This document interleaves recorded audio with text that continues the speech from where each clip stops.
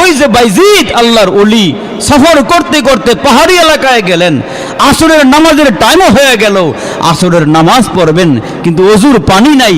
উনি হন্য হয়ে তালাশ করতেছেন, একটু অজু পানির দরকার, অজু করার পানি দরকার, আসরের টাইম হয়ে গেছে, নামাজ পড়বো।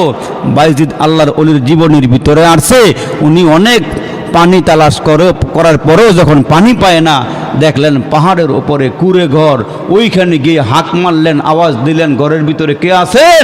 আমি বাইজিদ আসছিলাম, আমার একটু অজুর পানি দেন, আমি একটু অজু করব, নামাজ পড়বো আসরের নামাজ। তো উনি একবার দুইবার তিনবার আওয়াজ দেওয়ার পরেও ঘরের ভিতর থেকে কোনো আওয়াজ যখন আসে না, সাড়া নেই, শব্দ নাই, ভিতর থেকে দরওয়াজা বন্ধ।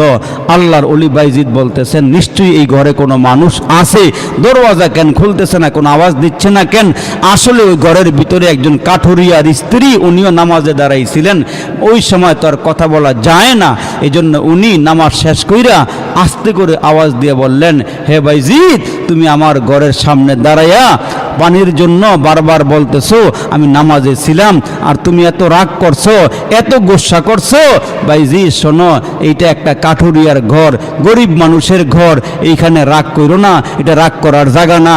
রাস্তার মধ্যে গাছের নিচে বইসা পাখি মারছো, এটা কিন্তু পাখি মারার জায়গা না। সুবহানাল্লাহ, জোরে কর, আর একটু আওয়াজ দিয়ে কোন সুবহানাল্লাহ। বাইজিদ আল্লাহর ওলি আসার সময় উনি চলতে গিয়ে ক্লান্ত হইয়া গাছের নিচে বসে একটু বিশ্রাম করতেছিলেন, আর উপরের থেকে একটা পাখি আস্তে করে পায়খানা আল্লাহর ওলির উপরে ছেড়া দিছে, জামাতে গিয়ে লাগছে। তো উনি মেজাজ গরম কইরা পাখির দিকে যখন নজর দিছে, জমিনে বইসা পাখির দিকে নজর দিছে, চাউনির মধ্যে মুসলমান ভাইরা এত পাওয়ার ছিল, ওই পাওয়ারের কারণে নিচে বইসা উপরে চাউনি দিছে, পাখির গায়ে আগুন লেগে গেছে। সুবহানাল্লাহ, জোরে বলেন। পাখির গায়ে কি লাগছে? আগুন লেগে গেছে। তো আল্লাহর বান্দি বলতেছে, বাইজিদ রাগ কইরো না, গোসা করো না, এটা পাখি মারার জায়গা না। সুবহানাল্লাহ বলতেন না জোরে? এটা কি জায়গা না? এটা পাখি মারার জায়গা না।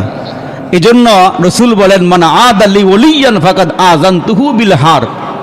আল্লাহওয়ালাদের সঙ্গে বেয়াদবি কইরো না, বুজুর্গদের সাথে বেয়াদবি কইরো না। তার কারণ বুজুর্গরা এমন বুজুর্গ, যেমন বাদশাহ ইব্রাহিম না আদহাম রহমাতুল্লাহ আলাই, উনি তখনও বাদশাহ হয় নাই। উনি একবার বুখারাতে সফর করলেন, বুখারায় সফর করলেন। বুখারায় সফর করাকালীন সময়ে উনি মুসলমান হাঁটতেছেন, তাকায় দেখেন সুন্দর একটি নহর, পানির নহর, স্বচ্ছ পানির নহর দেখা এই আল্লাহর ওলি ওযু করার জন্য নহরের কিনারায় গিয়ে বসলেন। নহরের কিনারায় বসিয়া আল্লাহর ওলি স্বচ্ছ সুন্দর পানি দিয়ে ওযু করলেন। পেটে বড় ক্ষুধা, ক্ষুধার্ত মানুষটা ওই নহরের কিনারায় বসিয়া আল্লাহর ওলি ওযু করতেছেন। ওযু যখন সমাপ্ত করলেন, ওযু শেষ হয়ে গেল। ওযুটা শেষ হওয়ার পর ক্ষুধার্ত আল্লাহর বান্দা নহরের কিনারায় বসে রইলেন। তাকায়া দেখলেন ওই নহরের পানিতে ভাইসা ভাইসা একটা ফল আসতেছে। ফল, ওই ফলটা আসতে আসতে একেবারে আল্লাহর ওলির কিনারায় চলে আসছে। পেটে বড় ক্ষুধা, পানির ওপর থেকে ফলটা উঠাইলেন। ভাসমান ফলটা উঠাইয়া আল্লাহর ওলি হাতে নিলেন। হাতে নিয়া ওই ফলটার দিকে নজর দিলেন। পেটে বড় ক্ষুধা, আকপিস না ভেবে আল্লাহর ওলি হাতে ফলটা নিয়ে ফলটা খেয়ে ফেললেন। ক্ষুধা নিবারণ করার জন্য ফলটা খেয়ে ফেললেন। খাওয়ার পর পরে চিন্তা করতেছি, নহরের কিনারায় বসিয়া বসে ওযু করলাম, পেটে বড় ক্ষুধা, পানির উপর দিয়া ভাইসা যে ফলটা আসলো, ফলটা উঠাইয়া আমি খেয়ে ফেললাম। এটা কোন গাছের ফল, কার গাছের ফল, খাওয়ার জন্য অনুমতি আছে কি না, আমি যে খাইয়া ফেলাইলাম কাজটাকে ঠিক হইল নাকি? পেটের ভিতরে যাওয়ার পর আল্লাহর ওলি এখন চিন্তায় পড়ে গেলেন, আমি কার গাছের ফল খাইলাম, আমি কোথাকার ফলটা খাইলাম। এই ভাবিয়া ফলটা যেদিক থেকে ভাইসা ভাইসা আসতেছিল, আল্লাহর ওলি ওই দিকে রওনা হয়ে গেলেন। হাঁটি হাঁটি পা পা করে অনেক দূর যাওয়ার পর দেখলেন গিয়া ওই নহরের কিনারায় সুন্দর একটি বাগান, বাগানের পাশে সুন্দর একটি বাড়ি। আল্লাহর ওলি চিন্তা করতেছেন, এই বাগানটার ফল মনে হয় পানিতে ভাইসা ভাইসা আমার পর্যন্ত গিয়েছিল। এজন্য আল্লাহর ওলি ওই বাগানের পাশে দাঁড়াইয়া দেখলেন সুন্দর একটি ঘর। ওই ঘরের দরওয়াজায় গিয়ে আওয়াজ দিলেন, মনে হয় এই বাগানের মালিকের ঘর হইতে পারে। এই ভাবি আল্লাহর ওলি ঘরের দরওয়াজায় আওয়াজ দিলেন। আওয়াজ দেওয়ার পর ঘরের ভিতর থেকে বাচ্চা, একটি মেয়ে বাচ্চা বের হয়ে আসলো। দরওয়াজা খুলিয়া দিল। দরওয়াজাটা খুলিয়া দেওয়ার পর মেয়েটাকে আল্লাহর ওলি জিজ্ঞেস করে, মাগো এই সুন্দর বাগানের মালিকের ঘর বাড়ি কি তুমি চিনুনি? কোনটা এইটা? এই বাগানের মালিকের ঘর কোনটা? কয় পথিক মুসাফির, এই ঘরের মালিকই এই বাগানের মালিক। তো আল্লাহর ওলি বললেন, মাগো বাগানের মালিকের সাথে আমি একটু দেখা করতে চাই। ছোট বাচ্চা মেয়েটা ডাক দিয়া বলেন, বাগানের মালিক একজন মহিলা। ওই মহিলা পর্দা করি, পর্দা সহকারে চলাফেরা করি। আল্লাহর ওলি ডাক দিয়া কয়, মাগো তুমি গিয়ে একটু বলো, একজন মুসাফির বহু দূর থেকে সফর করে আসছে, আপনার সঙ্গে একটু কথা বলতে চায়। মেয়েটা ঘরের ভিতরে গিয়া ওই বাগানের মালিক মহিলারে পাঠাইলে, মহিলা আড়ালে দাঁড়াইল। আল্লাহর ওলি ডাক দেয়া কয়, মাগো আমি অনেক দূর থেকে সফর করে আপনার বাগান পর্যন্ত, আপনার বাড়ি পর্যন্ত আসছি। মহিলা ডাক দেয়া কয়, কেন আসছেন, কি ব্যাপার বলেন? আল্লাহর ওলি ডাক দেয়া কয়, মাগো ক্ষুধা যন্ত্রণা পেটে লইয়া আমি নহরের কিনারায় বসিয়া ওযু করতেছিলাম। পেটে বড় ক্ষুধা ছিল গো মা। আমি দেখলাম একটা ফল ভাইসা ভাইসা আমার সামনে এসে হাজির হয়ে গেছি। ও গো মা, ক্ষুধার যন্ত্রণা সহ্য না করতে পেরে আগে পাশ চিন্তা ভাবনা না করে আমি ফলটা খাইয়া ফেলাইছি। এই ফলের মালিক কি? ওই মহিলা ডাক দিয়া কয়, বাগানের মালিক আমি। এই বাগান থেকে যদি ফলটা ভাইসা আপনার পর্যন্ত গিয়ে, কয় মাগো মেহেরবানি করে আপনি আমারে মাফ করে দেন। মহিলা ডাক দিয়া কয়, আল্লাহর ওলি, হে পথিক মুসাফির, এই বাগানের মালিক একা আমি না, এই এলাকার বাদশাহ হইল অর্ধেকটার মালিক আর আমি হইলাম অর্ধেকটার মালিক। আপনি যদি একটা ফল খেয়ে থাকেন, আমি অর্ধেকটার মালিক হওয়ার কারণে আমি আপনারে মাফ করে দিলাম। বাকি অর্ধেকটার জন্য আল্লাহর ওলির কাছ থেকে আপনি ক্ষমা চেয়ে আসেন। আল্লাহু আকবার, জোরে বলেন। একটা ফল খাইয়া পানির উপর দিয়ে ভাইসা আসছে ফলটা। ওই ফল খাইয়া উনি চিন্তায় পড়ে গেছেন যে কোন বাগানের ফল, কার বাগানের ফল খাইলাম। আর আমরার বেলায় হইলি কোনটা হালাল, কোনটা হারাম, কোনটা আমার জন্য বৈধ, কোনটা অবৈধ, খানা সামনে এলো, এগুলো চিন্তা করার সময় আমাদের হাতে থাকে না। এজন্য একটু ফিকির করেন, একটু চিন্তা করেন, খানাটারে পরহেজ করেন যে খানা আসলে আমি কি খানা খাইতেছি, এটা আমার জন্য হালাল কিনা না হারাম, আমার জন্য এটা বৈধ না অবৈধ, একটু জেহানে এটা রাখবেন। তার কারণ রসুল বলছেন, তলাবু কাসবিল হালালি ফরিয়াতুন বাদাল ফরিজা। ফরজিয়াত আদায় করার পর, ফরজ আদায় করার পরে কয় তোমার জন্য হালাল খানা অন্বেষণ করো, তোমার জন্য ফরজ। হালাল খাবার তালাশ করো, আমাদের জন্য ফরজ। আর যারা হালাল খানা খায় এদের অবস্থাটা কি হয়? ওই যারা হালাল খানা খায় জমিনে দাঁড়াইয়া আল্লাহ পাকের আরশে আজিম দেখতে পায়। সুবহানাল্লাহ, জোরে বলেন। বাতিনি চক্ষু আল্লাহ পাক খুইলা দেয় হালাল খানার দ্বারা, অন্তর চক্ষু আল্লাহ পাক খুইলা দেয়। আর না হলে আশরাফ আলী থানভী রহমাতুল্লাহ আলাইহির নাম তো আপনারা শুনছেন। উনি বড় বুজুর্গ ছিলেন, বড় আল্লাহওয়ালা ছিলেন, যিনি অসংখ্য কিতাব লিখে গেছেন। ওনাকে উম্মতের হাকিম বলা হয়। আল্লাহু আকবার। তো ওনার একজন মুরিদ ছিল, ওই মুরিদ ছিল নাপিত, চুল কাটে। কি কাটে? চুল কাটে, নাপিত। প্রতি বৎসরই হুজুরের কাছে গিয়ে বলে, হুজুর আমার একটু অনুমতি দেন, আমি একটু খাজা মঈনুদ্দিন চিশতি রহমতুল্লাহ আলাইহির রওজাটা একটু জিয়ারত করতে চাই, কবরটা একটু জিয়ারত করতে চাই, আমার একটু পারমিশন দেন আপনি। তো প্রতি বছরই বলে, বাবা এই বছরটা একটু থামো, আগামী বছর আবার যাইও। তো কয়েকবার অনুমতি চাওয়ার পর পর তো হুজুর বলতেছেন, যেহেতু তুমি যাইতে চাইতেছ তাহলে একটা কাজ করো। কয় কি? আমার সামনে একটু কাগজ নিয়ে আসো। কি নিয়ে আসো? বলেন না, কি নিয়ে আসো? রাত্র বেশি হয়েছে, আপনাদের কষ্ট হইতেছে নি? কি নিয়ে আসো? কাগজ নিয়ে আসো। তো আল্লাহর ওলির সামনে কাগজ নিয়ে আসছে, কাগজ। তো কাগজ নিয়ে আসার পর আমার দিকে খেয়াল করেন, একটু খেয়াল করে কথাটা শোনেন। কাগজ আনার পর ওই নাপিত সব দেখতেছে হুজুর কি করতেছে। থানবী সাহেব তো আল্লাহর ওলি ছিলেন, বুজুর্গ কামেলদার ব্যক্তি ছিলেন। উনি আঙ্গুল দিয়া কি জানি লিখতেছেন, আঙ্গুল দিয়ে, কলম দিয়া না, কি দিয়া? আঙ্গুল দিয়া কি জানি লেখা এটারে ভাস করছে।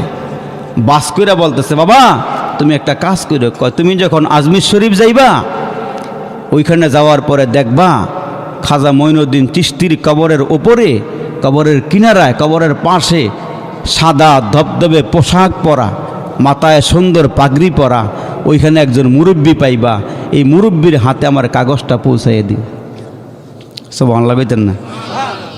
মুরব্বীর হাতে কাগজটা পৌঁছাইয়ে দিও। তো মুরিদ এই কাগজটারে সুন্দর করে ভাস করে পকেটে করে লইয়া আজমির শরীফ গেছে। ঠিক হুজুর যেখানের কথা বলছেন ঠিক ওইখানেই গিয়ে একজন ধবধবে সাদা পোশাক পরা সুন্দর মানুষ, একেবারে সুন্দর মানুষ, পাগড়িওয়ালা বইসা রইছে। গিয়া বলতেছে, হুজুর এই কাগজটা আপনি একটু নেন। কাগজটা হাতে নিয়া আল্লাহর ওলি কাগজটার দিকে তাকাইয়া মুস্কি মুস্কি হাসতেছে। সুবহানাল্লাহ। কি করতেছে? মুস্কি মুস্কি হাসতেছে। এই কাগজটা উল্টাইয়া যেই পৃষ্ঠায় থানবী সাহেব রহমতুল্লাহ হাত দিয়া আঙ্গুল দিয়া লিখছিলেন, এক পৃষ্ঠায় লেখছেন, তো আরেক পৃষ্ঠা তো আছে, ওই পৃষ্ঠায় উনিও আবার আঙ্গুল দিয়ে কি জানি লেখলেন। লেখা বাস করে বললেন, বাবা তোমারে যেই লোকটা এই কাগজটা দিছে, তুমি গিয়ে আবার ওই লোকটার এই কাগজটা পৌঁছাইয়ে দিও। সুবহানাল্লাহ। ওনার এই কাগজটা পৌঁছাইয়ে দিও। মুরিদ মনে মনে চিন্তা করতেছে, উনি লেখলো কি আর উনি লেখলো কি, রহস্য তো বলতে পারতেছি না। দুজনই মুস্কি মুস্কি হাসলো, কারণটা কি? আইনা চিঠি দিছে। তা হুজুরের চিঠিটা পাইয়া উনিও হাঁটছে, যার কাছে নিয়ে পৌঁছাইছিল উনিও হাঁটছে। মুরিদ বলে, হুজুর দুজনের হাসির রহস্যটা কি একটু বলবেন? তুমি বুঝবা না, তোমারে পরে যাও। এখন মুরিদের মনে মনে এই টেনশন, উনি হাসলো কেন, আবার উনি হাসলো কেন, দুজনের হাসার ভিতরে কি রহস্য আছে? একদিন মুরিদকে বলতেছে, হুজুর ওই রহস্যটা আমার কাছে না বললে আমি আজকে আপনার এখান থেকে উঠুম না। বলেন কি হয়েছে, আপনি একটু বলেন। থানবী সাহেব বলতেছেন, তুমি যার কাছে গেছিলা উনি হইল খাজা মঈনুদ্দিন চিশতি রহমতুল্লাহ আলাইহি। আমি ওনার কাছে আঙ্গুল দিয়ে লিখছিলাম, খাজা মঈনুদ্দিন আপনি তো একজন বড় বুজুর্গ কামেলদার মানুষ, আনা সাগরের পারে বৈশা ওই সময়কার রাজা, ওই সময়কার বাদশাহ আপনাকে ওই সাগরের আনা সাগরের পারে আপনি যখন আস্তানা গাড়ছিলেন, আস্তানা গাড়ার পরে ওইখানে আপনি তো অনেক বড় বুজুর্গ আল্লাহওয়ালা, ওইখানে গিয়ে যখন আপনি বসছিলেন, বসার পরে ওই রাজা ওই বাদশাহ চতুর্দিক থেকে আপনাকে বন্দি করার জন্য, আটকায় রাখার জন্য পুলিশ মোতায়েন করছিল, যাতে করে আপনি আনা সাগরের পাড়ের থেকে আপনি মানুষের ময়দানে যাইতে না পারেন। ওই সময় আল্লাহু আকবার, উনি কত বড় কামেলদার ব্যক্তি ছিল খাজা মঈনুদ্দিন চিশতি রহমতুল্লাহ আলাইহি। উনি আনা সাগরের পাড়ে বসে, চতুর্দিক দিয়া পুলিশ মোতায়েন করে দিছে, হুজুর যেন কোনো দিকে যাইতে না পারে। তার কারণ উনি যে দিক দিয়া যায়, যেদিকেই তাকায় মুসলমান মনে হয় যেন মরা দুবলা জিন্দা হয়ে যায়। হিন্দু কালমা পরে মুসলমান হয়ে যায়, বান কথা শুনলে মুসলমান, চেহারা দেখলে মুসলমান, বয়ান শুনলে মুসলমান, মুসলমান হওয়ার হিরিক লাগছে। সুবহানাল্লাহ কোন। তখন পুলিশ যখন পাঠাইছে চতুর্দিক থেকে, তো হুজুর বলতেছে, ঠিক আছে অসুবিধা নেই, আমারে একটু নামাজ পড়ার সুযোগ দিলেই হবে। কি পড়ার কথা বলেন না, কি পড়ার? এখন নামাজের আগে তো অজু করা লাগবো, অজু যে করা লাগবো পানি তো লাগবো। আনা সাগরের পারে খাদেম রে পাঠাইছে, একটু পানি লইও। পুলিশে আটকাইছে খাদেম রে, কই যাও? এক লোটা পানি লমু। কয় কেন? আমার হজরতে অজু করবে। কয় পানি টেনে নেওয়া যাইব না। কয় 1 লোটা না দিলে অর্ধেক লোটা দেন। তখন পুলিশরা চিন্তা করতেছে অর্ধেক লোটায় আর কি অজু হইব, ঠিক আছে লয়ে যাও। অর্ধেক লোটা পানি লইছে আইনা হুজুরে দিছে। হুজুরে কয় চুপচাপ বইয়া থাক, দেখ কি হয়। অর্ধেক লোটা আল্লাহু আকবার পানি ঢুকাইছে, চায়া দেহে আনা সাগর শুকায় গেছে গা, খাল বিল শুকায় গেছে গা। সুবহানাল্লাহ কইতেন না জোরে? একজন বুজুর্গের কেরামতি দেখেন, আনা সাগরের পানি আধা লোটা লইছে, নদীর পানি শুকাইছে, খাল বিলের পানি শুকাইছে, যে সমস্ত মায়ের বুকে দুধ ছিল এগুলো শুকাইছে, যে সমস্ত গাভীর বানে দুধ ছিল এগুলো শুকাইছে। এখন পুলিশ চতুর্দিকে আইসা যখন ঘেরাও দিছে, হুজুরের কাছাকাছি কিছু পুলিশ আসছে। হুজুর আসার পরে আও বৈঠু, আও বৈঠু। তো হুজুরের সামনে সবাই বসাইছে, যেমনে বসে রইছে এমনি বসে রইছে। মাটি মনে হয় গ্রাস করে রাখছে, দাঁড়াইতেও পারে না, উঠতেও পারে না। হুজুরের কেরামতি দেখেন, আউলিয়ায়ে কেরামতুল আউলিয়ায়ে হাক্কুন, আউলিয়াদের কেরামত সত্য। সব বসে রয়েছে মাটির মধ্যে, নড়াচড়া নাই, মনে হয় যেন মরা মানুষ, ঠাডা ভরা মানুষ বেটকিতে রয়েছে। সুবহানাল্লাহ কর না জোরে? রাজা চিন্তা করতেছে পুলিশ মোতায়েন করলাম মৌলবীরে ধরার লাইগা, এরা হয় না কেন? আরেক দল পাঠাইছে। আইসা দেখে যতগুলো পুলিশ আছে সব মাটিতে বসা। এরাও যখন আল্লাহর অলির সামনে আসছে বলতেছে আও বৈঠু, তোমরা আসো বসো। এরাও আগের মতো বসা রইছে। এখন 2 গ্রুপ আইসা মাটিতে বসা রইছে, নড়াচড়াও নাই, কোনো আওয়াজ টাওয়াজও নাই। রাজা নিজে চিন্তা করতেছে কিরে 2 দল পুলিশ পাঠাইলাম ধরতে, এদের আসা যাওয়া নাই, কোনো সংবাদও নাই, কি হইতেছে? আমি নিজে যাব। তো উনি এসপি সাহেবরে লইয়া উনি নিজে আসছে। আইসা দেখে চতুর্দিকে পুলিশেরা, মনে হয় যেন ইমাম সাহেব সামনে মুসল্লিরা পিছনে, এমন করে বসে রয়েছে। রাজা কাছে আসছে, আর ওই যে পুলিশ ইন্সপেক্টর অফিসার আসছে, আও বৈঠু তুমিও সামনে আসো। আসার পরে তাকায় দেখে এরাও বসে রয়েছে, এরাও উঠতে পারতেছে না। তখন ওই যে রাজা চিন্তা করছে আমার নিজের যাওয়া দরকার। যাওয়ার আগে মারে গিয়ে কয় মা, আমি 3টা দল পাঠাইলাম, একটা দলও তো আসতেছে না, এখন কি করা যায়? কয় তোমার আমি বলি, মা হিসাবে বলি, এই মুসলমানের সাধক পুরুষের সাথে, মুসলমানের অলির সাথে বেয়াদবি করো না, তাহলে ধ্বংস হয়ে যাইবা, শেষ হয়ে যাইবা। তুমি আদবের সাথে গিয়া যা বলার বলো। তখন গিয়ে বলে হজরত আমি আপনার হাতে ধরি, পায়ে পড়ি, আল্লাহর হস্তে আমারে মাফ করে দেন, আমি আর বেয়াদবি করব না, আপনি আমারে ক্ষমা করে দেন। হুজুর পানি শুকিয়ে গেছে, খাল বিল শুকিয়ে গেছে, অনেকের কষ্ট হইতেছে। তখন বুজুর্গ বলতেছেন ঠিক আছে যাও, এই আদালটা পানি যাও সাগরে ঢেলে দাও, আনা সাগরে ফালায় দাও। যখন আদালটা পানি নিয়ে পালাইছে, নিচ থেকে আবার পানি উঠা আরম্ভ হয়েছে। এরা হলো ওলি, এরা হলো ওলি, ওলি আল্লাহর ওলি। আল্লাহ ইন্না আউলিয়া আল্লাহি লা খাউফুন আলাইহিম ওয়া লা হুম ইয়াহজানুন। যারা প্রকৃতপক্ষে আল্লাহওয়ালা হয় এদের কোনো ভয় নাই, এদের কোনো টেনশন নাই। যেই কথাটা বুঝাইতেছিলাম, থানবী রহমতুল্লাহ আলাইকে ওই যুবক বলতেছে, মুরিদ বলতেছে হুজুর আপনিও হাসলেন উনিও হাসলো, কারণটা কি?